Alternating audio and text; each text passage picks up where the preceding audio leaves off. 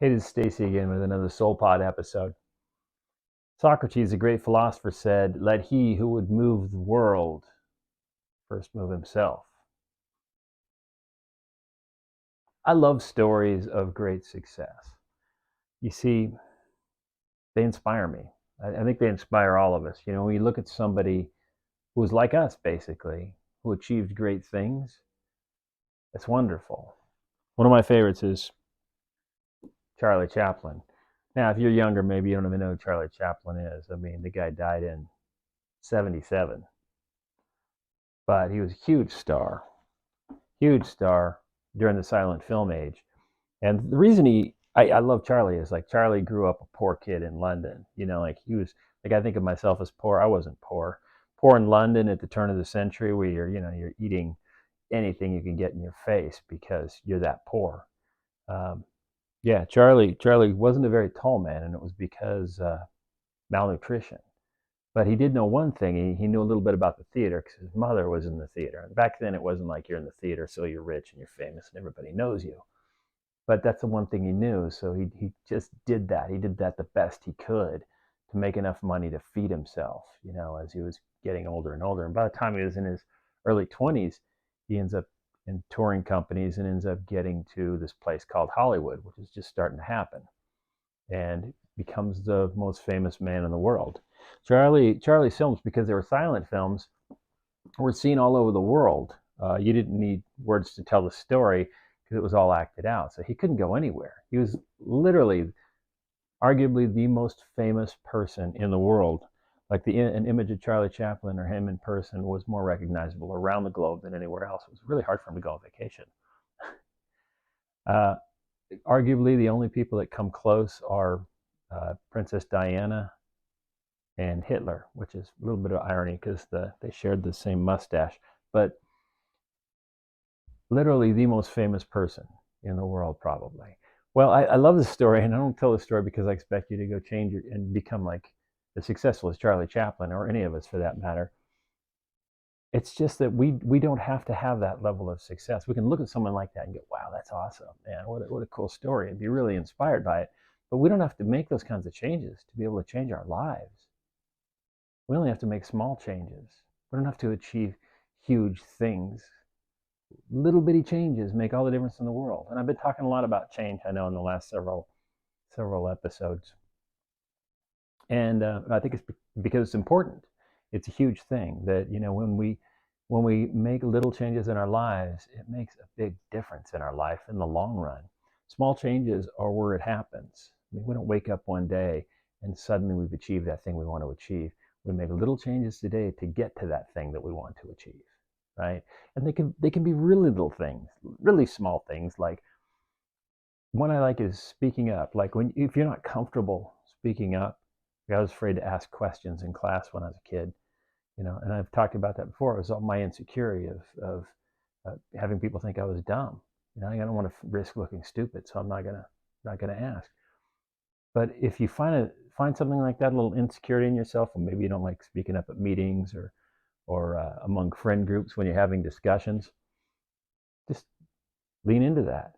Start speaking up. That one little change you make, where you start learning to speak up, where you start learning to go, well, you know what I think about that? Let me share my thoughts about it.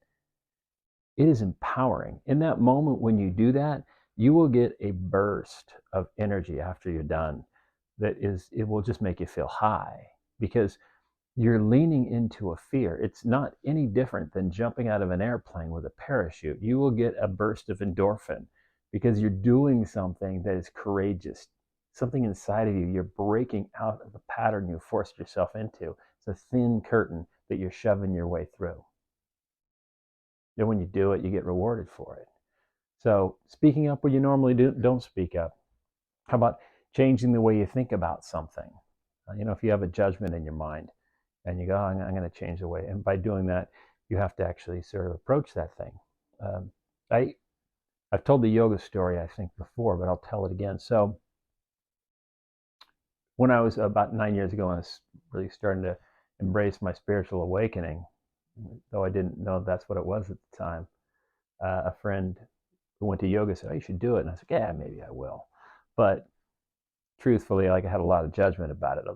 The kind of people who go to yoga, all this thing, these stories in my mind about, like overly spiritual stuff and people who say namaste, and what yoga meant. And, I got to know all these poses. I had all this resistance. I don't want to learn all these poses. I don't know them. I can't show up not knowing stuff. And she shows up one day after I said, yeah, I might try it. She goes, hey, I bought you a day pass. Take my car. It starts at this time. Boom, checkmate. So here I am. I go to yoga and I find myself there among all these people thinking I need to know all these poses and I need to know what I'm doing and I need to have the right outfit. And it was wonderful. It was wonderful because I blew my own mind, right? I forced myself to lean into my discomfort, and thanks to my dear friend, my girlfriend at the time, who just gave me a nudge, there I was, out of my comfort zone. And I just kept going and going and going and going and going. Nothing but good stuff, right? So speaking up where you're not comfortable speaking up, changing something, changing the way you think about something, huge. Both these are huge. How about setting an intention for the day where you wake up in the morning and instead of going, it's Tuesday, instead you go, I'm not going to let anything bother me today. My intention for the day is I'm not going to let anything bother me. Anything bad, quote unquote, that happens, fine. It's not going to bother me because it's just a day. I'm alive and life is good. Set an intention, whatever that intention is. Even if your intention is to have a conversation with at least one stranger, like having a goal in mind when you wake up instead of just waking up and going, all right, wash, rinse, repeat. We're going to do this thing again that we did yesterday. It makes your day so much more rich. And if you do that every day, that's a small thing, but it changes the trajectory of your life. How about meditating for 2 minutes a day? Try meditating for 2 minutes a day. It's nothing. 2 minutes a day.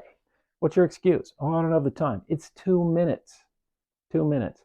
Do that every day for 30 days and see how that changes things. That'll melt your brain. How about getting up a little bit early instead of hitting that alarm and sleeping in? How about packing a lunch instead of eating out? Little things that when you do them, not one time, but again and again and again and again and again, it changes your life. And when you're doing this, watch for resistance because that's what gets you. What happens is, you'll start to do, okay, I'm going to set the intention to meditate 2 minutes a day. And your resistance steps up and goes, bah, bah, bah, bah, bah, bah, tells you all kinds of great lies. It tells you all sorts of wonderful and really convincing lies, because that's what resistance does.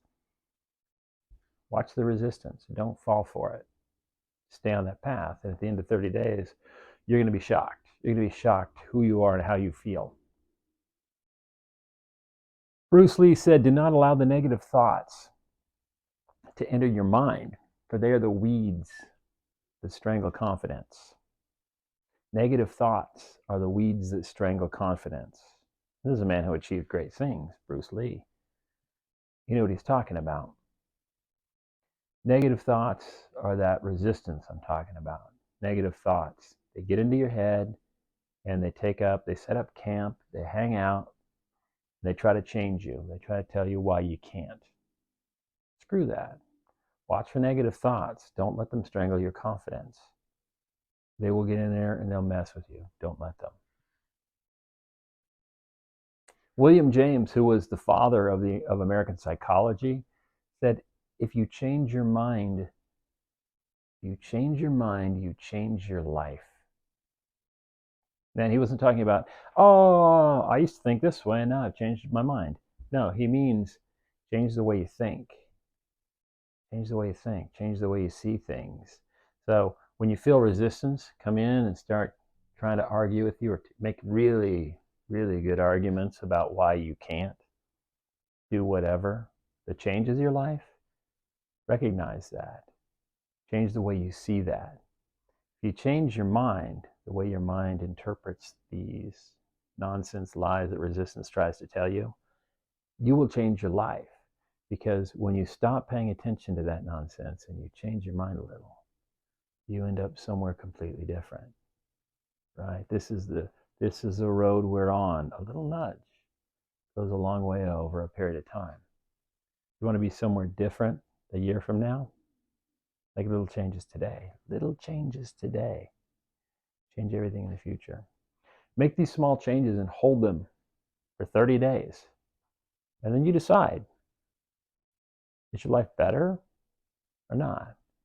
If the answer is better, keep making small changes. Your life.